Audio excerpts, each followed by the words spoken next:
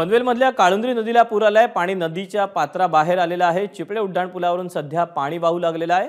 हरिग्राम गावाशेजारील नदी मुसळधार पाऊस पडत असल्याने नदी पात्रात हे पाणी जे आहे ते वाढलेलं आहे। कळंबोलीतल्या सखल भागात असलेल्या घरात देखील पाणी शिरलेलं आहे।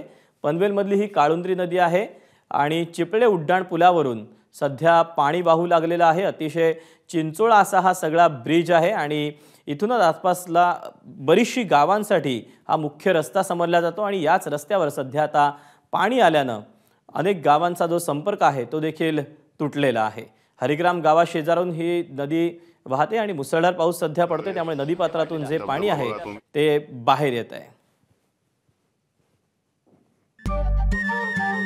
नमस्कार। मन सुद्धा तुझं ही वेगळ्याच प्रकारची मालिका तुम्हा सगळ्यांना खूप आवडली होती। याचा दुसरा सीझन कधी येणार अशी विचारणा झाली। प्रतीक्षा संपली आहे मित्रांनो। येतोय मन सुद्धा तुझंचा दुसरा सीझन।